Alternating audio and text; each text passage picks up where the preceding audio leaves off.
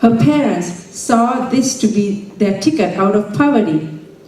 Sadly, it was an emotionally and physically abusive marriage. "My marriage was an escape," she said.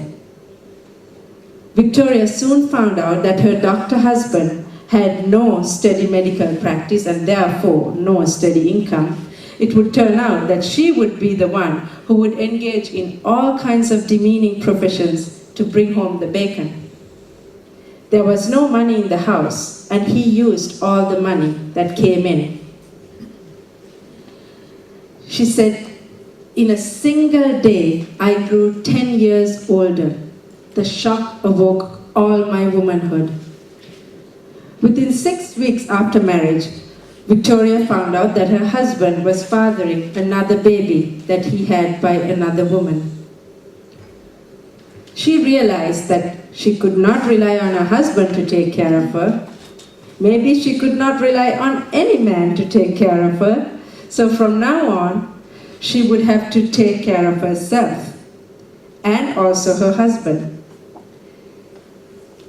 In 1854, in a freezing cold room, Victoria, attended by her half-drunken doctor husband, gave birth to a baby.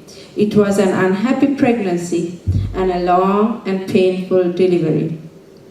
Her doctor husband left her right around the time the baby was born to be with his girlfriend. Her ability to talk with dead people brought her in touch with Cornelius Vanderbilt, the richest man in America at the time. Did you know that Vanderbilt, whenever he went to the barber to have his hair cut, he would ask the barber to pick up every lock of hair from the floor? He believed that his power was in his hair, like Samson in the Bible. And he believed in visions and spiritualism. And did you know that he got his financial advice through his dead mother that he consulted through a psychic? And Victoria Woodhull told Vanderbilt that she would offer him a financial stock tip that she would get through his dead mother. So Vanderbilt was so amused, he said that if her stock tip proves right, he would split the profits with her. So Victoria consulted his dead mother and offered him a stock tip. And lo and behold, that stock went up. And Vanderbilt promised, as he said, and he split the profits with her. And overnight, she was a millionaire. Armed with no money, Victoria and her sister formed Woodhull, Claflin and Company, the first female-owned company in the business of buying and selling stocks. It was a historic moment. It was the first time a woman held a seat in her own name in the New York Stock Exchange, and it would be another 100 years before a woman would hold a seat in her own name in the New York Stock Exchange. Next, she went on to do the unthinkable. She decided to run for the President of the United States. She had no job experience or that would qualify her to be a stepping stone to becoming a president, but she gave great speeches. She went on the campaign trail and was a great orator. But the media disliked her though. The thought of a woman running for president back in 1872 was unthinkable. The media portrayed her as a Satan, and on November 5th, 1872, when she should have been focused on her presidential bid, Victoria Woodhull was imprisoned in New York City. She was discredited, bankrupt, and abandoned. Her name was completely removed from the early historical writing movement. And over the past 15 years or so, you see more and more dissertations, especially in women's studies programs, coming out on Victoria Woodhull. So there is an emergence of her again. She was ostracized from America. She became a pariah, and she moved to England, where she died a forgotten figure. Her last words were, "I am ahead of my time." She's still ahead of her time.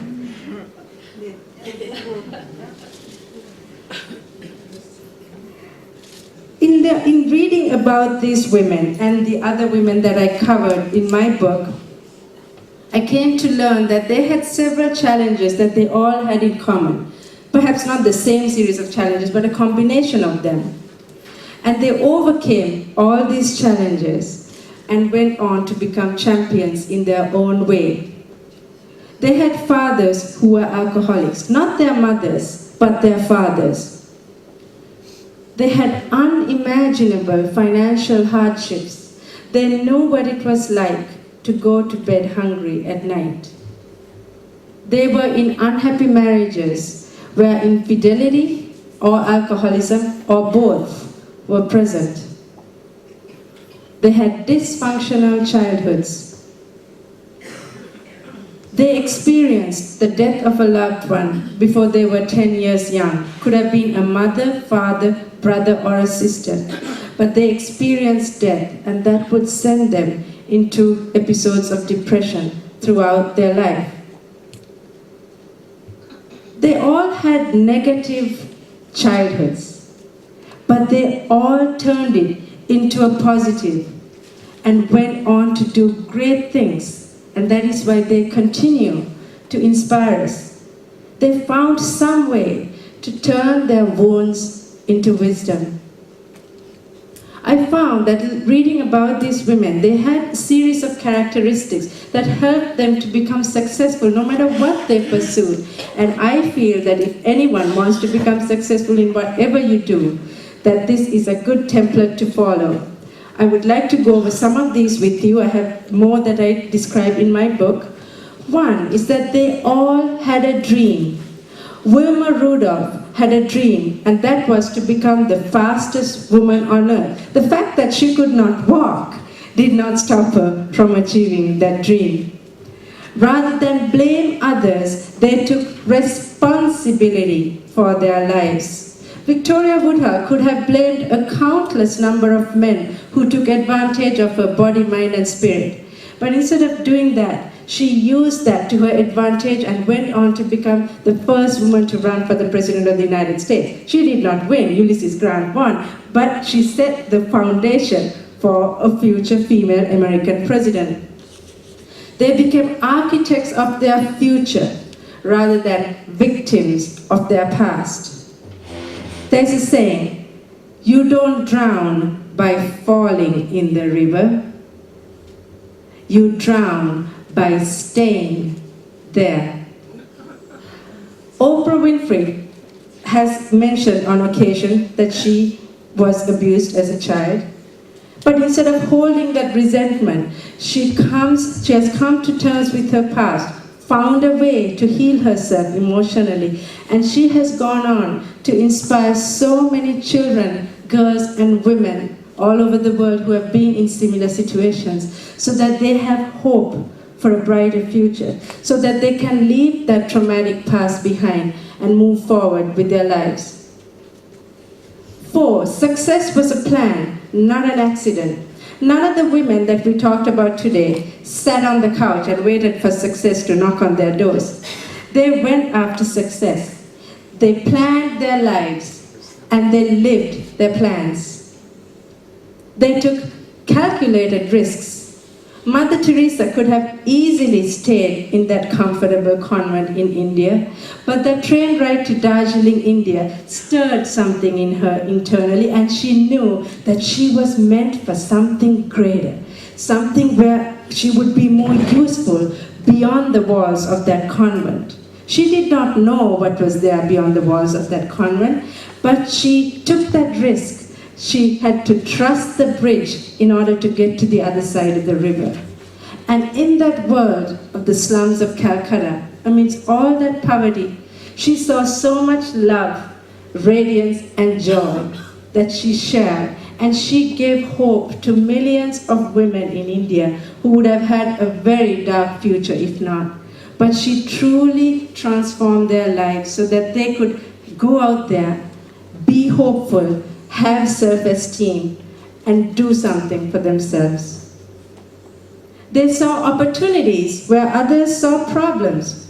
When Oprah Winfrey got fired from her job, She turned it into an opportunity. Actually, getting fired was the biggest break in her career. If she never got fired, she'd still be covering street crimes street crimes in Chicago, in Baltimore, as she did, because that's the job she got fired from.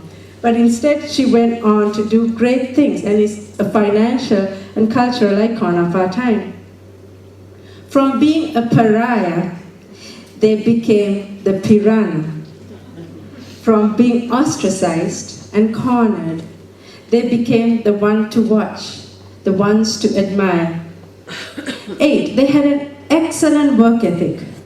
Every woman that we talked about today worked like dogs. They were the first to the field and the last to the couch. They say Mother Teresa worked till midnight every night, and she got up at 4 in the morning and started her day with quiet meditation that would prepare her to handle the challenges that lay ahead. Someone asked her, "How do you do it?" And she said, "There's so much work to be done." They cultivated a stoic resilience to rejection. They never gave up on their ideas or on themselves. Marie Curie had a traumatic childhood. Her mother died when she was 10. Her sister died when she was 8. Her newborn baby died just 2 weeks after radium was discovered. And she saw her husband, Pierre Curie, being run over by a horse-drawn carriage right in front of her, in front of the university. And she had unimaginable financial hardships. Despite all those setbacks, she arose from them, and she has done so much to this day to help humanity. She never gave up. They got off the fence and made decisions. 11, they thought big. 12, they sought the right environment to thrive. Eleanor Roosevelt could have easily stayed in the White House and enjoyed all the luxuries that came with the White House. Instead of doing that, she stepped out and went to speak with farmers, miners, sharecroppers. She went to visit wounded soldiers in hospitals, and she created welfare programs that are coming down to this day, and she made a tremendous difference in the lives of millions of Americans and other immigrants. They lived life to the fullest. Every minute was valuable.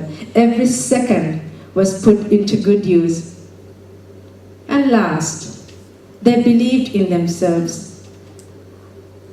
I feel that no matter who we are, where we come from, or what we do, there's always going to be something, someone, or an incident from the past that's going to try and make us feel like we are not good enough, we are not worthy, we are not going to make it. And that's why I think it is ever so important for us to remind ourselves, especially as women, to remind ourselves on a daily basis that we are essentially good, that we are worthy, that we can brighten our corner, no matter where we are in life. To do this, we must believe in ourselves. Every ceiling, when reached, becomes a floor. And women have glass ceilings that limits their potential, that crushes their dreams, that puts a damper on their talents. Now, millions of women have gone on to shatter that glass ceiling. And we are here during this conference in a timely fashion so that we can move in a positive direction, so that women all over the world can shatter that glass ceiling. It has not been an easy journey for me to come this far. It has been difficult, and there have been many setbacks. But I feel so honored to be in front of you today.